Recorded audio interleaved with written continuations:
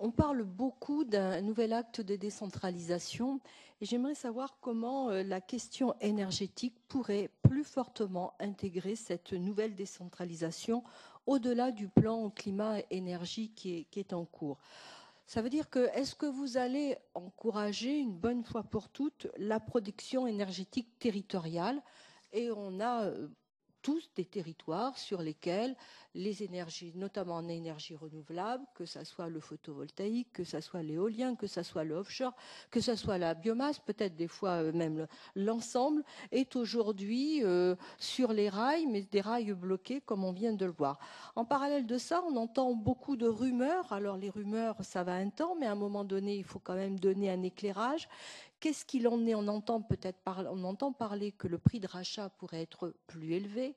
On entend parler notamment qu'il y aurait une simplification sur les zones d'implantation éolienne.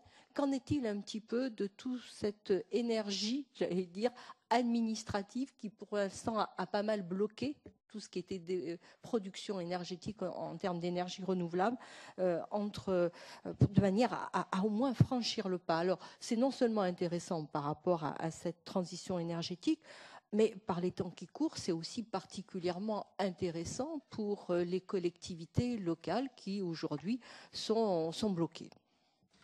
En ce qui concerne la question de Pascal Gau, qui est important sur la décentralisation, ça renvoie effectivement à la question du modèle, notamment en particulier en matière d'énergie renouvelable, où le développement est aujourd'hui beaucoup porté par les territoires, par les communautés de communes, par les régions.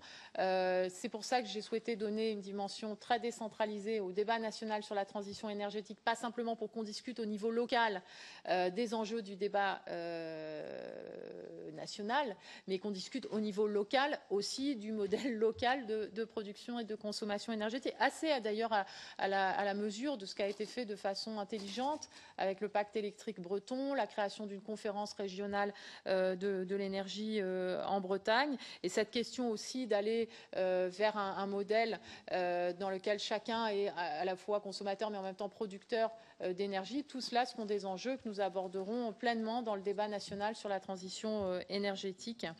En ce qui concerne l'éolien, les mesures que le gouvernement a proposées dans la proposition de loi de François Brottes visent effectivement à remédier à un empilement administratif qui est source de contentieux, notamment avec la procédure de ZDE qui s'ajoute aux schémas régionaux éoliens qui sont le bon outil de planification stratégique pour intégrer y compris la question de la protection des paysages et la question qui était posée sur les sites remarquables qui doivent être protégés, et la procédure ICPE qui est une bonne procédure parce qu'on la connaît bien et qu'elle est cadrée par rapport à l'enquête publique, à la consultation des élus locaux, au fait d'avoir une étude d'impact. Donc, c'est cela les mesures qui sont proposées par rapport aux problèmes administratifs que vous évoquez.